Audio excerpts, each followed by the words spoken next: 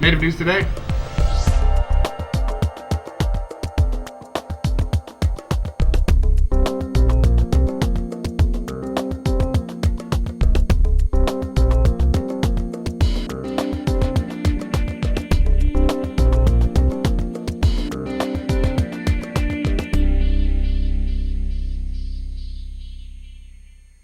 And good Saturday afternoon, everybody out there. Welcome to Native News Today. It's once again that time, 1:30 p.m. on Saturday, for your Native American news source, and we are here on Tulsa's CW Network.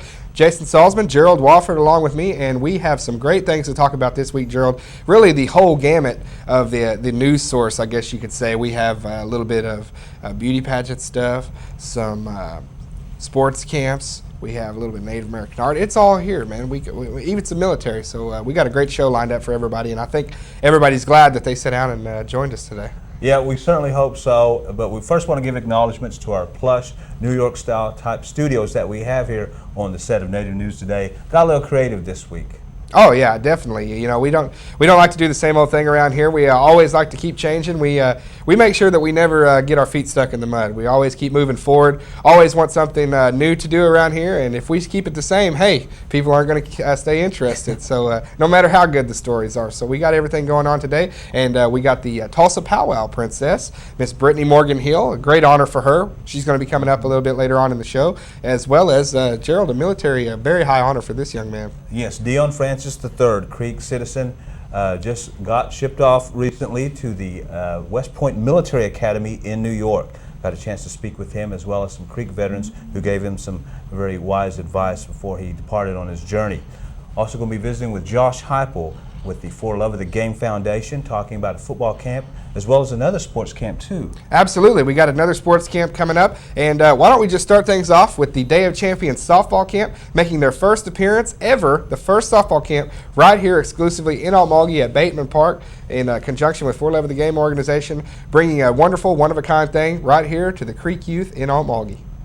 Coach Danny Wall here with the 14 Foundation Day of Champions Camp. And Coach Wall, you're having a good time out there today and pointing fingers, getting everybody in the right direction and making sure everything's going good. How's everything going out there? It's going great. The girls are working hard, having a lot of fun, teaching them the four principles: the trust, respect, discipline, and hard work. And they're really doing a great job. We're proud of them so far this morning. Yeah, when you look around, you see that a lot of them are really working hard out there and doing a good job and everything like that. What is it that you guys aim to do with these camps, other than set those four principles of leadership there? But I know also you're going to work with some fundamental drills and things like that, making sure that they know the game. Right. We're going to work with the girls as far as, we really want to teach them how to play the game, give them the core values, the core basic principles of the game. But, it really all comes back to our trust, our discipline, and respect, and hard work. And you can apply that to coaching. You can apply that to playing on the field. You can apply that in your everyday life. You can apply it into the classroom. And we try to incorporate all those things, because not only do we want to create good citizens, we want to create good athletes, but a lot of these kids won't ever be athletes after high school or college, so we want to be able to give them a good ground to be successful after that. Absolutely. And you probably do a lot of these camps. Talk a little bit about your experience and what you've done with the camps and everything like that to this date. Well, to this date, it's been a real blessing for us and all the people that's been a part of Day of Champions to come out here.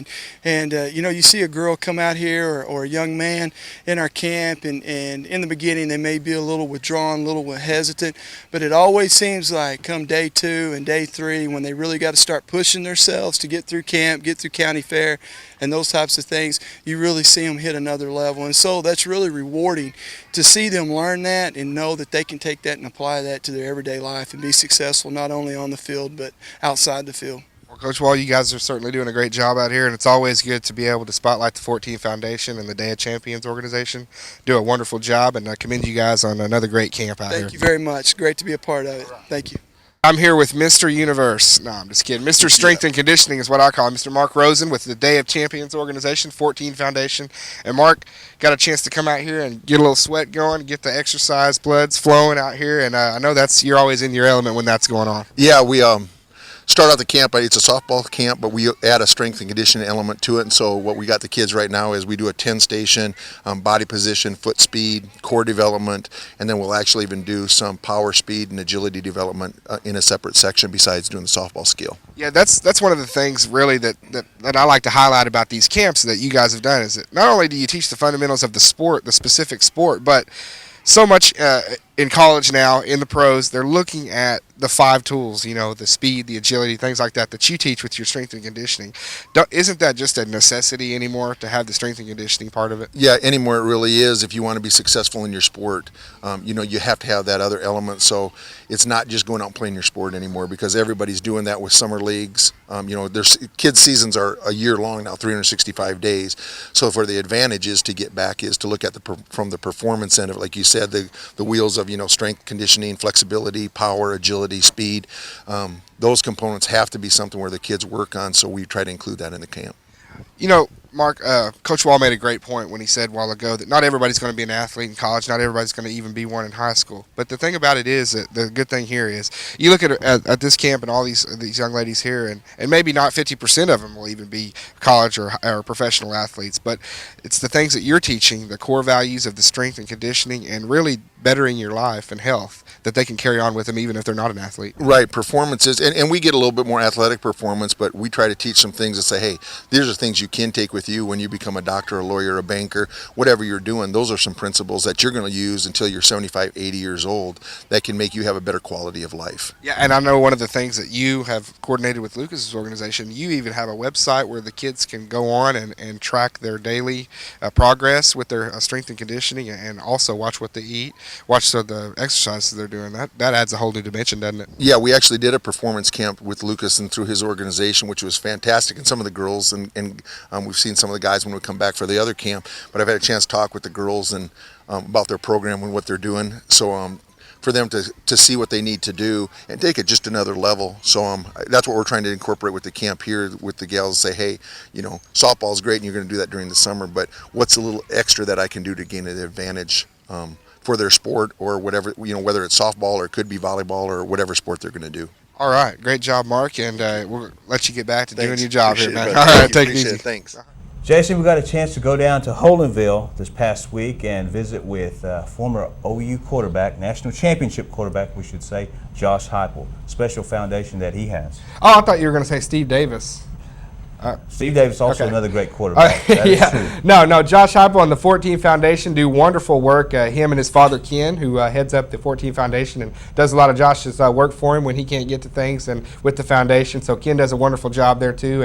And they just do these camps and go all over. And I think Lucas told me the other day that they do something like 18 straight days of camps as soon as they were leaving the Holdenville area. So they come in Holdenville and they stopped off in Dewar as well, and they're doing these football camps, and it's a wonderful thing. I know you had a wonderful time down there visiting with Josh. Well, of course, you're referring to Lucas Taylor, the manager of Creek Nation, and also who is the founding member of the For Love of the Game Foundation. They all work together, giving these Native American kids a chance to get taught by some pros. Yep, and it's a wonderful kind of experience and one that these kids will never forget, and top notch right here in our area.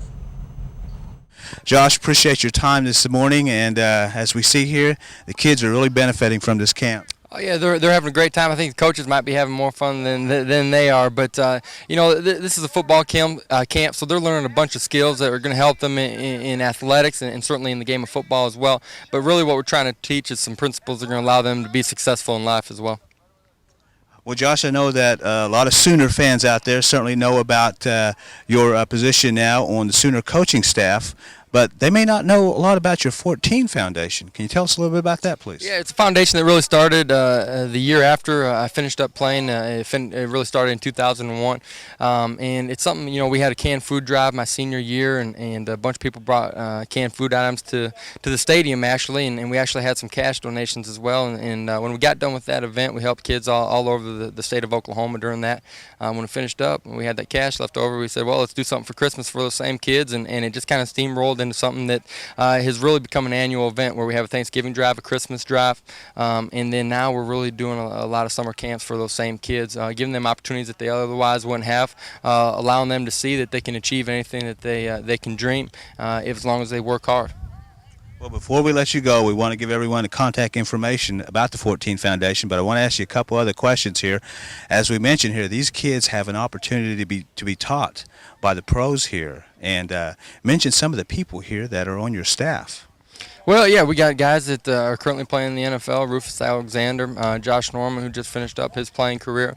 We got coaches from Division I schools all over the country, and some guys that worked with my dad as well up in South Dakota that are now coaching all over the place. Some ex-NFL guys, Earl Mosley, he's coached with the Chicago Bears and the University of Notre Dame. So we got people from all over the country, but I think the one common factor that all of them share is that they enjoy coming out here, working with kids, and giving kids an opportunity to be successful in life. That is so great, and it's got to certainly mean a lot to the kids out here. I'm sure that you've seen on their faces the appreciation and all that they're getting a chance to learn today. Well, we're just starting the first day of 3 days here, but they're having a good time, and I'll tell you what, they've been working extremely hard already. We're very impressed with this group. Coach, two last questions here, again about your 14 Foundation. Let's tell the people out there how they may get in touch with you if they want to donate to your foundation. Yeah, if you want to find anything out, it's the14foundation.com. Get on there. There's email links and a lot of things that you can find out about the foundation and ways to help. And Josh, I can't let you get away here without asking you a question.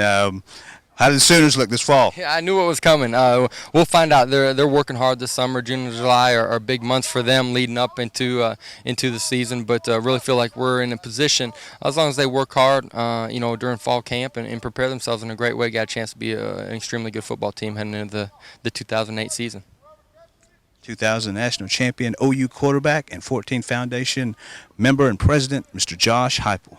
Appreciate it. Boomer Sooner. All right, and I'm sure that was a great time down there in Holdenville hanging out with some of the big wigs in the sports world, but I got to pass along one more thing before we keep going. Just got to say the baseball team representing the Muskogee Creek Nation out in Arizona for the very first Native American Baseball Invitational. Now, this is a big-time tournament, very prestigious, co-sponsored by the Arizona Diamondbacks Major League Baseball Club.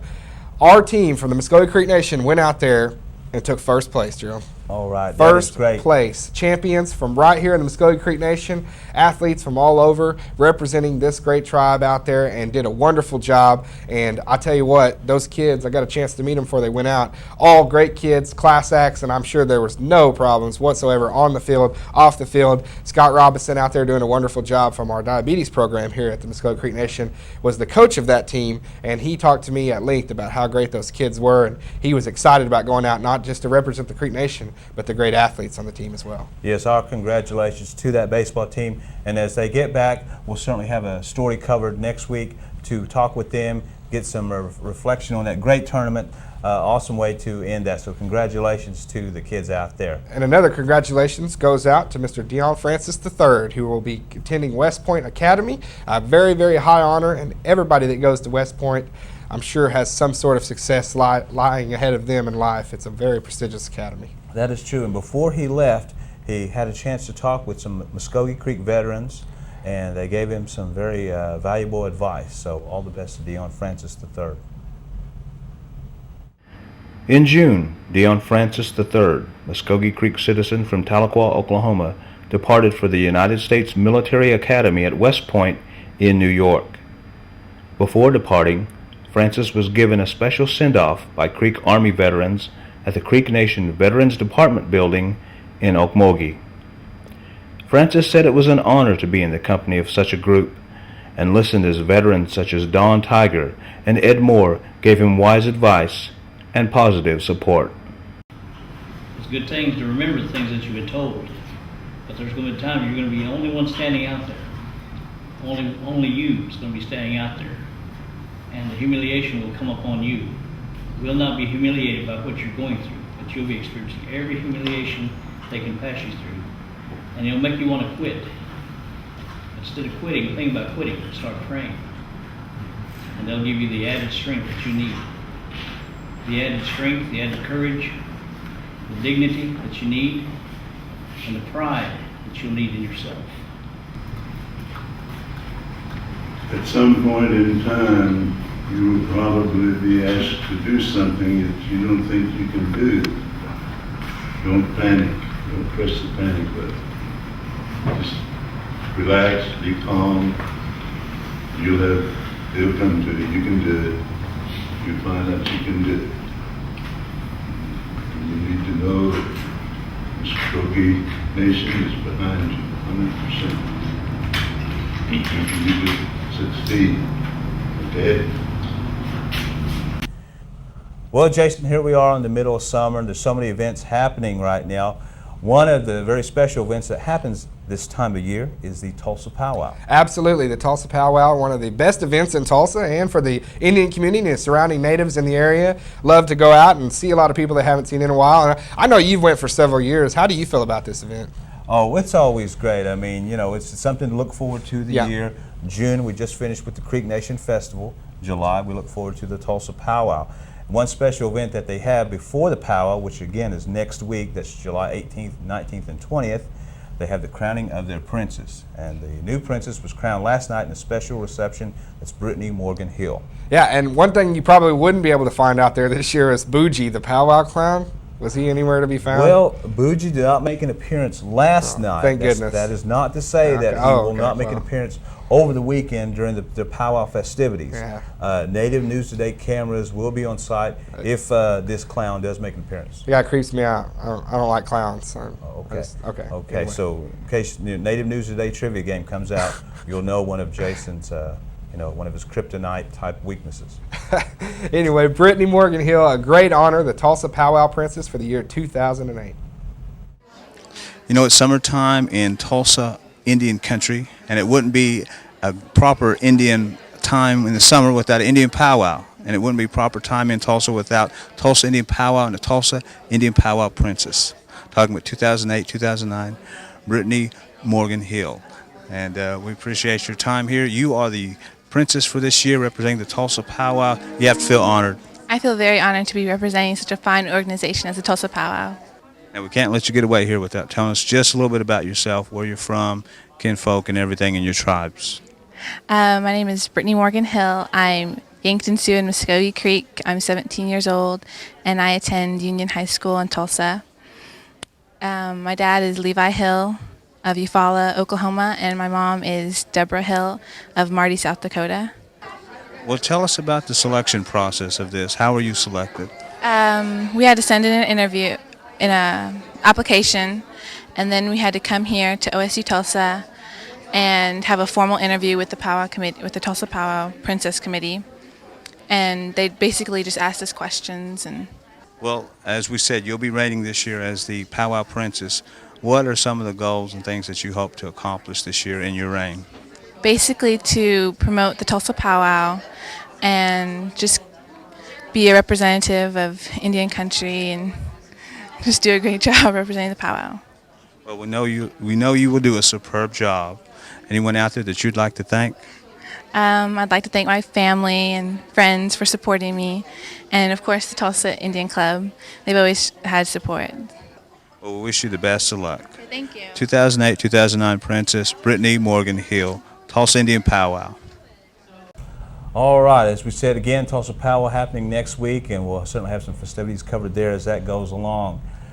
Moving a little bit south here to the OSU Okmulgee campus, we have a special shell-making carving class going on by none other than noted Native American artist Dan Townsend. Yeah, Dan Townsend. Everybody knows about Dan Townsend in the art community. He was recently the Red Earth Honored One not too many years ago, and last year he was the Honored One basically at the Tulsa Indian Arts Festival, which is a big event every year. And I think Dan he'll was change his name to the Honored One. He is the Honored One. He was the featured artist last year, and he does a wonderful job with this shell carving, and it's a very intricate art form, basically the shell carving, and what Dan does is he's made it his own thing. You know, he has done his work for quite some time, and it's very I don't want to say dangerous, but it's intricate work. You know, you have to be careful with some of the things, and he'll explain that. But what we basically did was piggyback some of the footage that Dan has shot for his class that's going on at the College of the Muskogee Nation.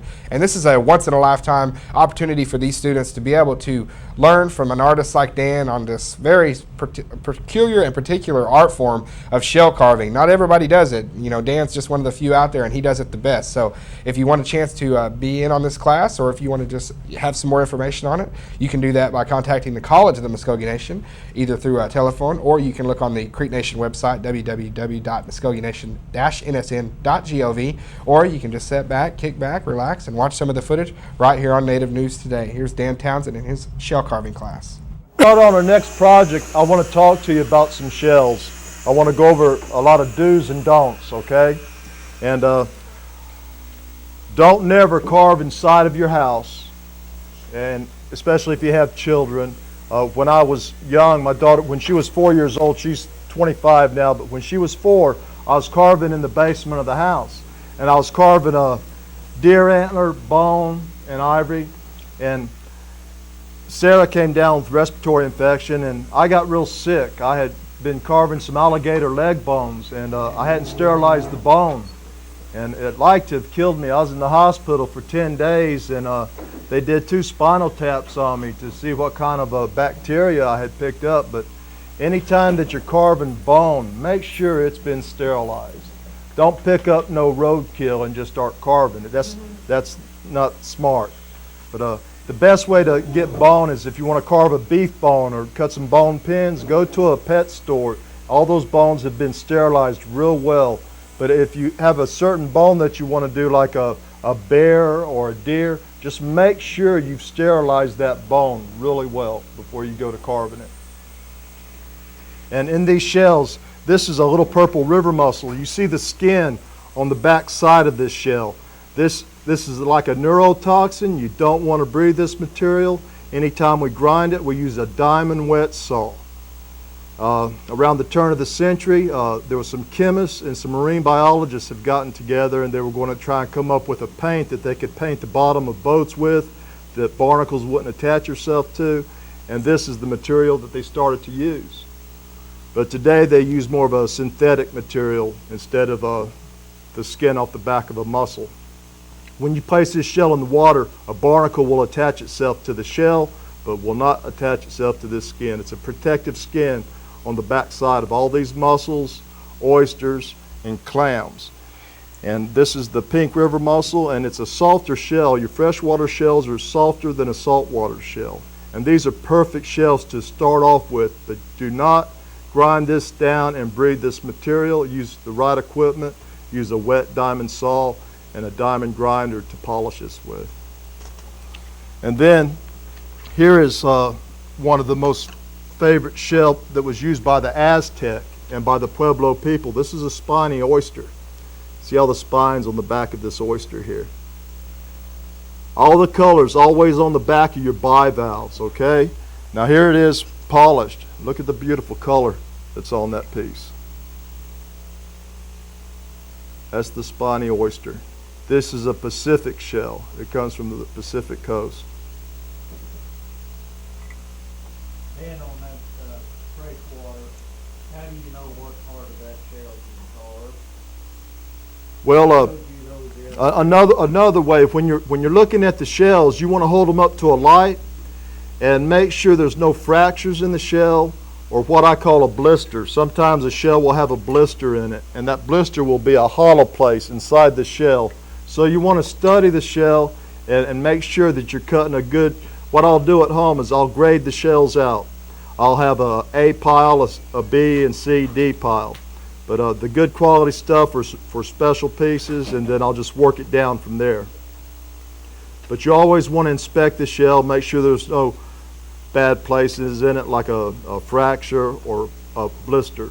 Sometimes a piece of organic material will get between the animal and the shell and there'll become a blister on it. And in the pearl industry, they call that a May pearl. It's a pearl blister. Is what you'll see on that shell. The chemical composition of a shell is calcium carbonate. And any of your pearl oysters or river mussels, what you have is the nacre. Now there's nacre in this shell. There's nacre in the gold mother of pearl shell. And it's the nacre that makes the pearl. And nacre is nature's epoxy, okay? That's what nacre is, and that's what a pearl's made from. The nucleus of these oysters here come from the pearl farms in the South Pacific. The nucleus of all those pearls come from the Tennessee River. It comes from the washboard mussel. There's a little shell seed that's inserted into this oyster. and then that pearl starts to grow. It starts to add nacre to that shell bead. But the nucleus of all your cultured pearls is a shell that comes from the Tennessee River. It's the washboard mussel is what is used in the cultured pearl industry. But in prepping the shell to get it to this stage, this is what it looks like. It's covered with all this bark. You have to remove all this bark off of this shell, and this is a neurotoxin. You don't want to breathe this material at all. But this is the largest of the mother of pearls. This mother of pearl will get 20 inches in diameter. It'll produce a gold pearl, and at times they'll seed an oyster with 35 pearls at a time. And in the Orient, they'll even carve a little Buddha out of a seashell and insert it into the oyster, and that Buddha will become pearlized. It'll be a pearl Buddha. But out of all the shells, this is one of my favorites. This is the black mother pearl. This oyster comes from Tahiti. This is the oyster that produces the black pearl. But I polished half of this so you'll see what it looks like. There's a nice article on that shell up here if you have time Yeah. to look at it. The pearl farms in the South Seas. Do all the outer part of the shell neurotoxin? Well, not all of them. Not all of them. Not all of them had this bark. All right, our thanks to Dan Townsend for the class that he's having out there at OSU Okmulgee. Thanks to Josh Heupel and for Love of the Game and the special camp that he had there at Holdenville, and as well as Okmulgee and the softball camp. Brittany Morgan Hill, 2008-2009 Tulsa Powwow Princess. All the best luck to her, as well as Dion Francis III, off to the West Point Military Academy in New York. Jason, a lot of things happening for this episode 109 of Native News Today. 109, man. When you say it like that, you wonder where all the rest of them went. You know, it's been a 109 weeks since we first jumped on the set there at the Cox Building, and we've come a long way since then. But it's been a lot of fun. We've had a great time, and we've definitely changed. I mean, I know that a lot of our loyal viewers, if you've been with us from the beginning, you know, you could remember when we were in front of a plant in the conference room. Well, at that time, we were certainly looking for anywhere and everywhere to record each episode of Native News Today. As you see now, we are in these plush studios here, and appreciate you watching us each and every week, and we thank you that when you come up to us and you tell us that, hey, we watch and enjoy the show, we really do appreciate that. And again, you can contact us here and let us know if there's some stories going on out there. Absolutely. We're very easy to contact, the communications department at the Muskogee Creek Nation, and you can go through the website and get our contact information as well. But we are right here, and I want to say a big thanks to the Muskogee Creek Nation for making this possible. We always come to you every week and are able to do what we love to do, which is broadcast the news, and we've always wanted to do that. Gerald and myself, I can say that because that's what we went to school to do, and I mean, it's been nice to be able to do what you dreamed of. So, and to do it for Native Americans, that makes it that much better. So, we will be right back here next week doing the same thing, 1:30 p.m. on Tulsa CW 1219. For Jason Salzman and Gerald Wofford and Mr. Jared Moore and all the great people at Native News Today, we'll see you guys next week.